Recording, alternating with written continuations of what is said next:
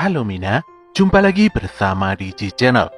Kali ini Digi akan merecap anime Bleach movie yang berjudul The Diamond Dust Rebellion Another Hyourinmaru.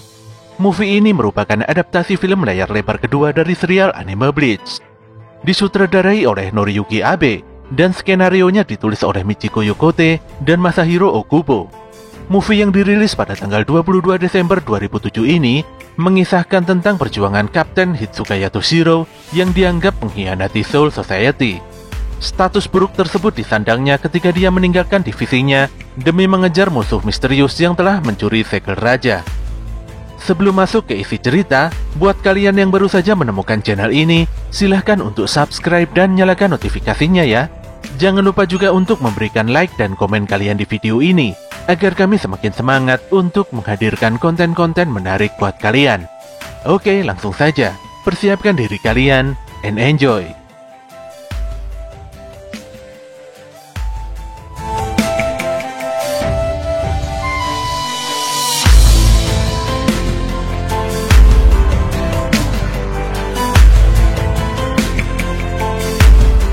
Pada suatu ketika, terlihat kegiatan prosesi iring-iringan karavan di dunia manusia, di mana karavan tersebut membawa sebuah artefak penting yaitu Owin atau segel raja. Dikarenakan begitu pentingnya benda tersebut, maka divisi 10 yang dipimpin oleh Kapten Hitsugaya Toshiro dan Letnan Rangiku Matsumoto mendapatkan misi untuk menjaga dan mengawal karavan tersebut. Tanpa diduga, sebuah serangan tiba-tiba melesat dan menghancurkan karavan beserta beberapa orang yang mengiringinya. Hitsugaya dan Rangiku pun langsung bertindak, diikuti oleh semua Shinigami divisi 10. Beberapa Shinigami pun dilumpuhkan, dan Rangiku harus bertarung dengan seorang gadis Arrancar berkekuatan petir yang bernama Yin. Sementara itu, Hitsugaya harus menghadapi gadis Arrancar berkekuatan api, yaitu Yang. Ketika Hitsugaya tengah mengejar Yang, tanpa diduga sebuah pedang menghunus tubuhnya. Dia pun mundur dan menemukan sosok lelaki bertopeng misterius. Mereka berdua pun bertarung, dan setelahnya lelaki bertopeng tadi memutuskan mundur meninggalkan sang kapten. Dalam kondisi yang tidak karuan, Rangiku sangat terkejut ketika menyaksikan kaptennya pergi meninggalkan para pasukan dan melakukan pengejaran. Situasi berat ini pun membuat Rangiku bingung dan tidak tahu harus berbuat apa. Beberapa saat kemudian, Ichigo tiba di sebuah hutan dan menemukan adanya barrier pelindung di hutan tersebut. Karena penasaran, dia pun memutuskan membuka pelindung tersebut dengan Zanpakuto-nya. Namun dia terkejut saat melihat banyak korban bergelimpangan di baliknya. Dia yang tidak tahu apa-apa langsung dikepung oleh pasukan unit khusus yang berniat untuk meringkusnya. Untungnya saat itu muncul Soifon, kapten dari divisi 2 yang menghentikan tindakan pasukan khusus tersebut. Ichigo pun mendapatkan penjelasan penting, walau sebenarnya Soifon tidak boleh berkomunikasi dengan Shinigami pengganti seperti Ichigo. Tentu saja Ichigo terkejut, apalagi Soifon tiba-tiba pergi bersama pasukannya. Ichigo pun bertemu dengan Ishida, di mana Ishida juga menyadari adanya penghalang di area tersebut. Saat Ichigo hendak menjelaskan detail permasalahannya, tiba-tiba turun butiran salju, bersamaan dengan Kapten Hitsugaya yang tumbang dan tidak sadarkan diri. Di dalam ruangan rapat darurat, Soifon menjelaskan kalau timnya telah memeriksa semua lokasi dan tidak menemukan segel raja. Bisa dipastikan kalau saat ini segel raja telah dicuri oleh musuh.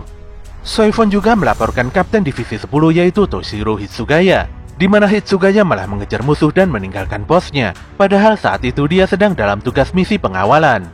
Mendengar kaptennya dipojokkan, Rangiku lantas melakukan pembelaan.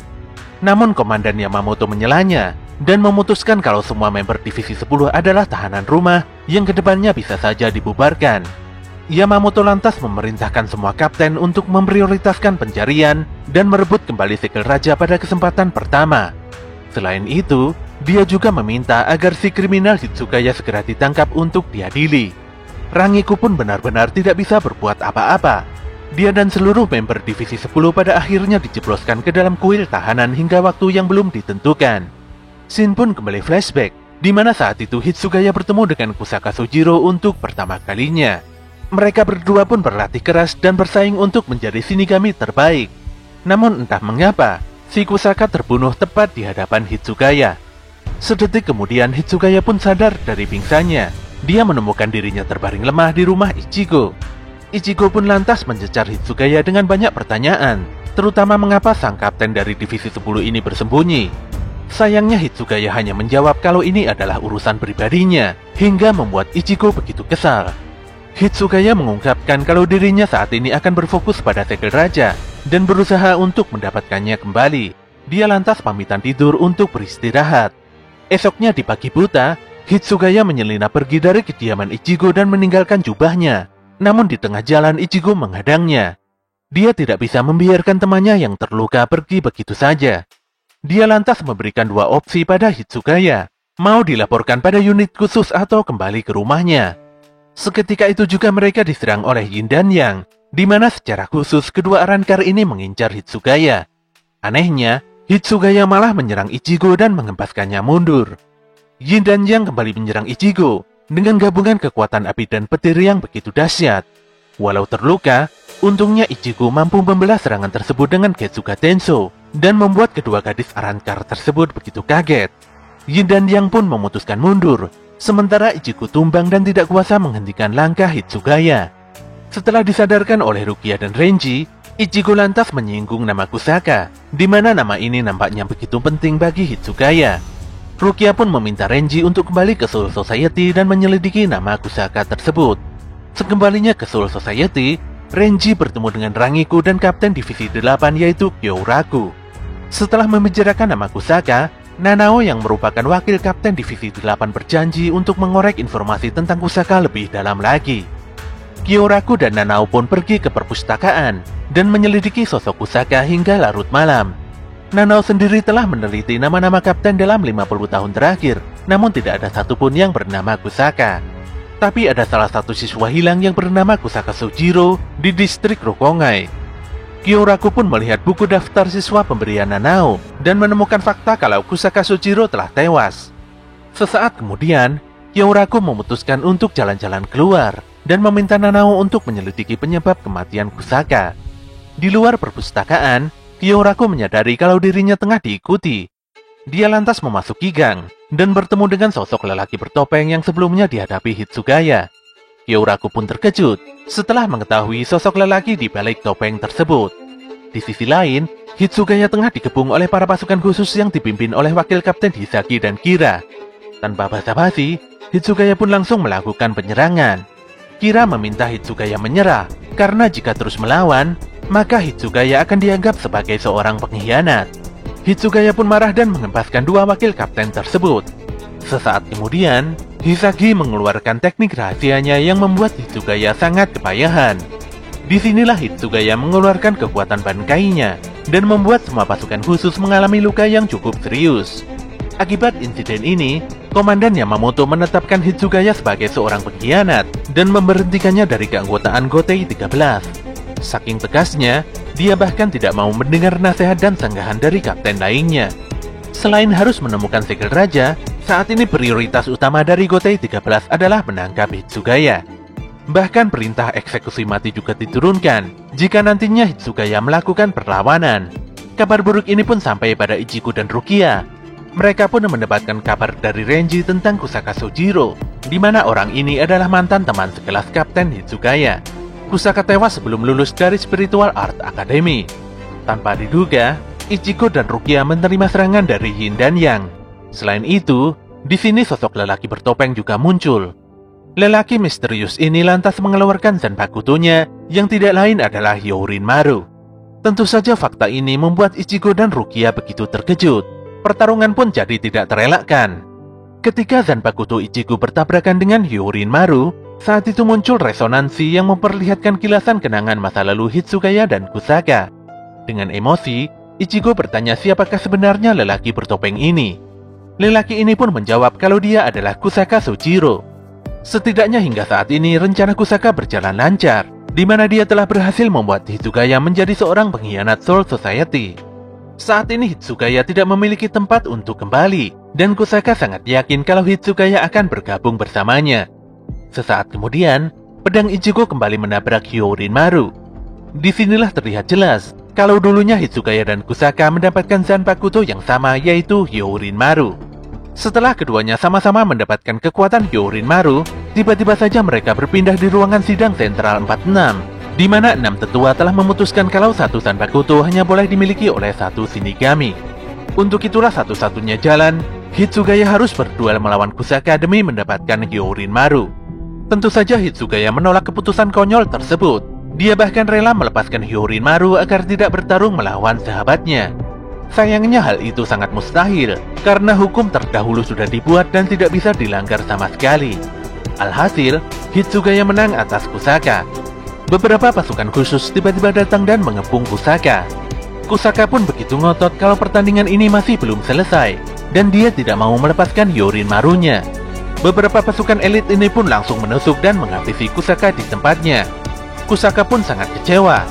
Dia yang telah menyerahkan seluruh hidupnya pada Soul Society harus tewas mengenaskan seperti ini. Kejadian ini pun sontak membuat Hitsugaya berteriak histeris. Setelah mengetahui fakta ini, Ichigo pun terkena serangan telak Hyorin Maru hingga seluruh tubuhnya diselimuti oleh balok es yang cukup besar. Kusaka pun memutuskan pergi dan menyerahkan sisanya pada anak buah Arrancarnya. Di dalam alam bawah sadarnya, Ichigo bertemu dengan roh pedangnya yaitu Zangetsu. Zangetsu menjawab semua pertanyaan Ichigo sesuai dengan faktanya. Namun Ichigo masih percaya pada Hitsugaya karena dia pernah mengalami nasib yang sama dengan Kapten Divisi 10 tersebut. Ibunya telah tewas melindunginya, dan pasca kejadian tersebut, Ichigo selalu menyalahkan dirinya sendiri. Emosi Ichigo pun selalu meluap-luap. Sayangnya dia hanya bisa memendam masalahnya sendiri saja. Hal ini sungguh ironis, karena seluruh keluarganya sangat mengkhawatirkannya. Inilah yang membuatnya tanpa sengaja telah menyakiti dirinya sendiri. Setelah meyakinkan diri, Ichigo pun berpamitan dengan Zangetsu. Dia kembali bangkit dan menghancurkan balok es besar yang membelenggunya dengan bangkai. Sesaat kemudian, Ichigo dan Rukia merasakan Reiatsu murni yang begitu kuat. Yin dan Yang pun mengungkapkan kalau Reiatsu ini adalah kekuatan sesungguhnya dari Segel Raja. Untuk menghentikan langkah Ichigo, Yin dan Yang mengerahkan pasukan Hollow dalam jumlah besar. Mereka tidak akan membiarkan siapapun mengganggu rencana balas dendam Kusaka pada Soul Society. Di waktu yang sama, Reiatsu milik Hitsugaya dan Kusaka telah terdeteksi dengan begitu jelas di atas lembah Soukyoku. Dengan sigap, para Shinigami pun langsung bergerak untuk menuju lokasi tersebut. Kusaka mengungkapkan kalau Segel Raja memiliki kekuatan untuk mengendalikan ruang dan waktu serta dimensi yang tidak terbatas. Dengan kekuatan Segel Raja, Kusaka mampu berteleportasi dan menghindari serangan musuh dengan begitu mudah. Hitsugaya pun baru mengetahui kalau setelah dibunuh, Kusaka dipindahkan ke Huikomondo dan bereinkarnasi kembali di sana. Sejak saat itu, Kusaka selalu berusaha mencari kekuatan Segel Raja demi membalaskan dendamnya pada Soul Society. Kusaka lantas meminta Hitsugaya membelah Segel Raja untuk mendapatkan kekuatan sejatinya. Saat itu Ikkaku dan Yumichika datang dan disusul dengan Renji Abarai.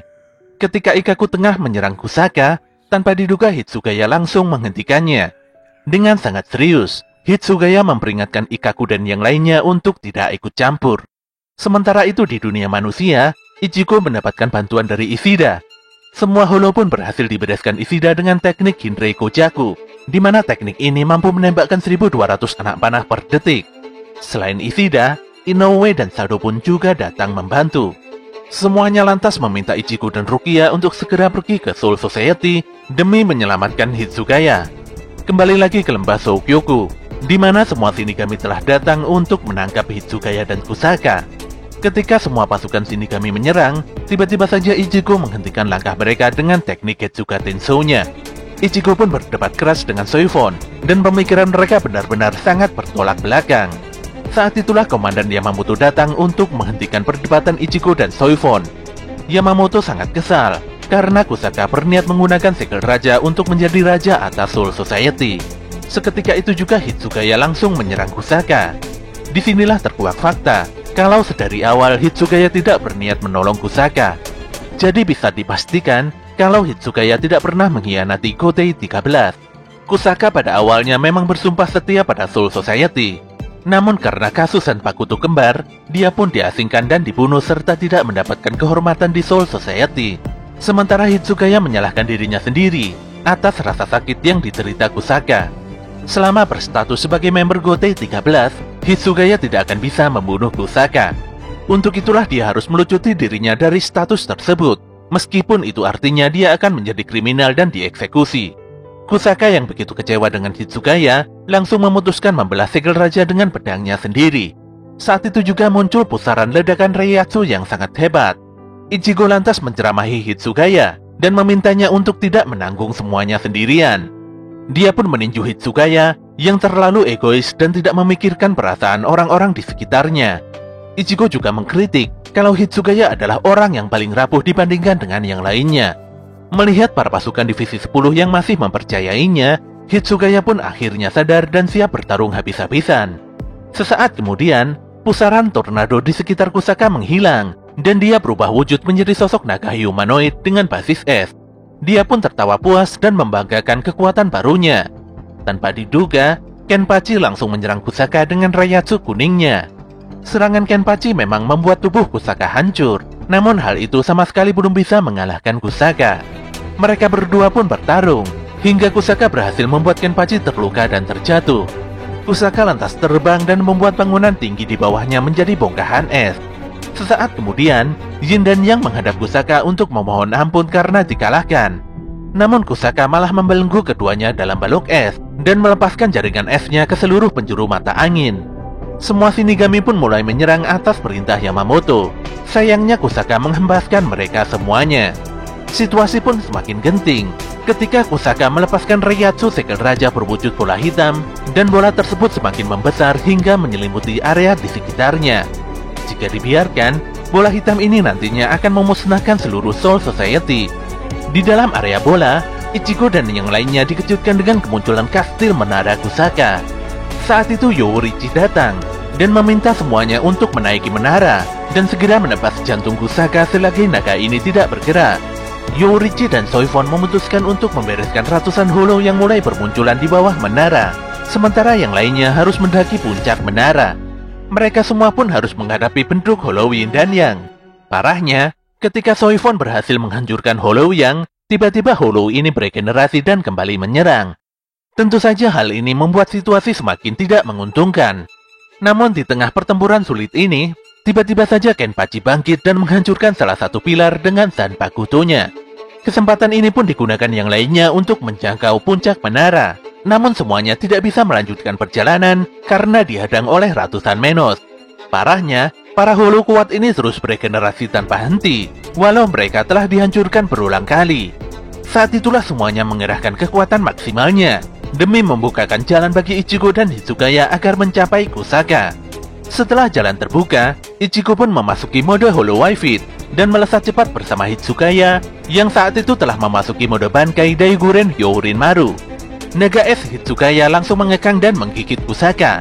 Sementara itu, Ichigo mengakhirinya dengan teknik Hitsuga Tenso hingga membuat naga es Kusaka hancur berantakan. Serangan Ichigo tak ayal membuat bola hitam Kusaka mulai memudar, disertai dengan hilangnya para pasukan holo. Ketika Kusaka kembali ke dalam tubuh Shinigaminya, Hitsugaya lantas mengakhirinya dengan sekali tebasan pedang. Alhasil, dia membunuh Kusaka untuk yang kedua kalinya. Kusaka pun mengakui kekalahannya dan menganggap kalau Hitsugaya adalah Shinigami jenius. Tubuh Kusaka pun perlahan-lahan meleleh dan menjadi butiran es yang terbang ke atas langit. Bersamaan dengan itu, Reiatsu segel raja berkumpul dan kembali normal seperti sedia kala. Setelah menyerahkan segel raja pada Hitsugaya, Ichigo mengatakan kalau Kusaka pasti tidak akan menyesali perbuatannya karena telah menyelesaikan pertarungannya dengan Hitsugaya. Hitsugaya pun terdiam, namun setelahnya dia tersenyum dan mengajak Ichigo untuk kembali pulang. Di akhir scene, Hitsugaya terlihat mengunjungi makam Kusaka dan meletakkan pedang Hyourinmaru patah milik sahabatnya tersebut. Dia pun berterima kasih pada Rangiku yang selama ini selalu totalitas dalam mendukungnya.